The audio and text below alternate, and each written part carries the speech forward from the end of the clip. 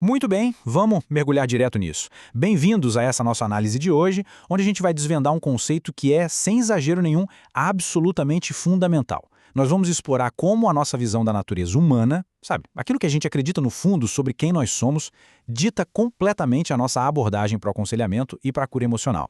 Pensa bem, a gente não consegue consertar um equipamento se não souber como ele foi projetado para funcionar, no manual de fábrica, né? E é exatamente essa a base do nosso estudo agora.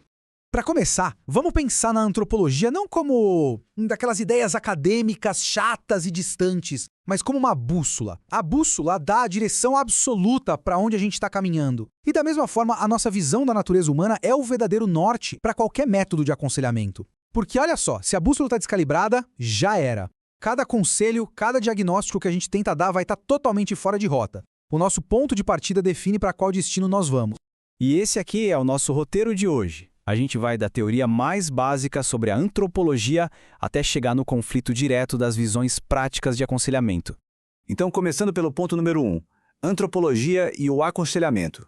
Antes da gente tentar resolver qualquer sintoma, seja aquela ansiedade terrível, uma tristeza profunda ou conflitos pesados, é vital entender o seguinte: o ponto de partida do aconselhamento bíblico está totalmente enraizado em como a natureza humana foi originalmente desenhada. Nós não somos só um amontoado de reações químicas aleatórias ou um quadro em branco, sabe? Existe um projeto. E estudar essa natureza humana e a relação dela com o aconselhamento é de fato o primeiríssimo passo para encontrar a verdadeira cura. Vamos avançar então para o ponto 2, a imagem de Deus. E aqui, a gente nem precisa se perder naquelas definições teóricas imensas. A gente pode simplesmente resumir isso em 3 aspectos super práticos que mostram como a nossa estrutura afeta diretamente o aconselhamento. Basicamente, nós compartilhamos com o Criador uma semelhança estrutural, ou seja, temos razão, emoção e vontade. Temos também uma semelhança relacional, que é a nossa capacidade de se conectar com o outro, e uma semelhança funcional, que é o nosso papel de representar e ter domínio sobre a Terra. É o resumo claro de quem nós somos na essência. Isso nos leva para o nosso terceiro ponto, o ser humano adorador. Agora, olha que interessante essa afirmação. É crucial prestarmos muita atenção nestas palavras do Mark Driscoll. Ele diz o seguinte, e eu cito na íntegra: talvez não seja seguro nem mesmo dizer que fomos criados visando a adoração. Fomos criados em contínua efusão. Fomos criados nessa condição, nesse instante, imago Dei, a imagem de Deus. Ele está argumentando aqui que a adoração não é só uma atividade extra que a gente faz no fim de semana. É a própria condição da nossa existência. Por design, nós somos seres adoradores, o tempo todo. E o mais fascinante é que essa verdade transcende a religião. Dá uma olhada nessa citação do David Foster Wallace, que traz uma perspectiva completamente secular. Ele confirma, e eu leio na íntegra: nas trincheiras do dia a dia não há lugar para o ateísmo. Não existe algo como não venerar. Todo mundo venera.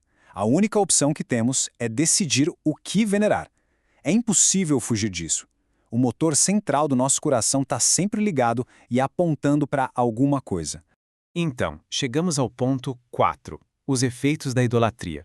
A grande pergunta agora é: o que acontece quando a gente pega esse nosso impulso inato de adoração e aponta para as coisas erradas? A resposta está literal e cirurgicamente descrita aqui nos Salmos. A citação diz: os ídolos deles são prata e ouro, têm boca, mas não falam. A eles se tornem semelhantes os que os fazem, assim como todos os que neles confiam. Gente, tem um princípio psicológico e espiritual avassalador aí. O ser humano inevitavelmente se transforma naquilo que ele escolhe adorar. Se a gente adora coisas mortas, coisas vazias, a gente começa a morrer por dentro também. Isso explica na veia aquele colapso psicológico moderno que a gente vê o tempo todo. Como nós sempre adoramos algo e sempre nos tornamos semelhantes a esse algo, o resultado prático de venerar falsos deuses de hoje, tipo o dinheiro, a aprovação da internet, o poder, é acabar vivendo feito zumbis. Pessoas depressivas, com níveis surreais de ansiedade e em pânico constante. E sabe qual é a constatação mais dura? A psicologia secular simplesmente não tem como resolver essa raiz, porque ela ignora totalmente a nossa natureza de adorador. O que desemboca no nosso quinto e último ponto: o conflito de visões. A abordagem moderna tenta consertar esse problema de sofrimento, só que ela faz isso elevando o próprio ser humano ao topo. A fonte, Teologia do Aconselhamento Cristão, crava isso perfeitamente, citando na íntegra: A ascensão do humanismo no pensamento moderno coloca os seres humanos num lugar devido somente a Deus. O homem se torna a medida de todas as coisas. Percebe o problema? Em vez de redirecionar a adoração de volta para o lugar certo, para o Criador, o humanismo fala que a gente é quem deve sentar no trono. O contraste aqui grita na nossa cara. De um lado, a gente tem um aviso bíblico super claro. Nós somos criados semelhantes a Deus, sim, mas definitivamente não somos Deus. Já do outro lado, a visão humanista diz que a sua experiência pessoal é a autoridade suprema. É uma inversão total daquela bússola que a gente comentou lá no começo. O foco sai de uma verdade absoluta e vira algo completamente subjetivo. E caso alguém ache que isso é exagero, olha só as próprias palavras do Carl Rogers, que é um dos maiores nomes do aconselhamento moderno. Ele afirma o seguinte, na íntegra: a experiência é, para mim, a suprema autoridade. Nem a Bíblia, nem os profetas podem ganhar precedência relativamente à minha própria experiência direta. Essa é uma rejeição escancarada de qualquer autoridade externa.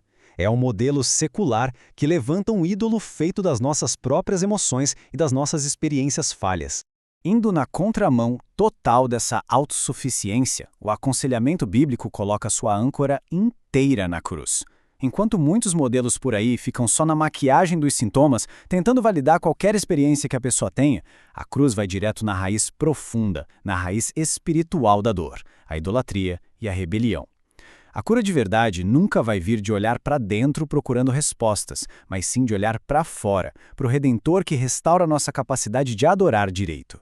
Para fechar o nosso estudo, eu quero deixar uma reflexão para a gente digerir. Nós vimos que fomos feitos à imagem de Deus, desenhados para adorar de forma contínua, e que quando essa adoração é corrompida, o resultado é o sofrimento. Sabendo disso tudo, fica a provocação. Será que a psicologia moderna, que ignora toda essa dimensão espiritual e diz que o homem é a medida de tudo, pode mesmo curar um coração idólatra, sem tocar na raiz espiritual? Essa é daquelas perguntas que mudam completamente a forma como a gente enxerga o que é ajudar e aconselhar pessoas feridas. Fica aí o convite para a gente avaliar onde estamos ancorando as nossas próprias bússolas. Um abraço a todos e até a próxima!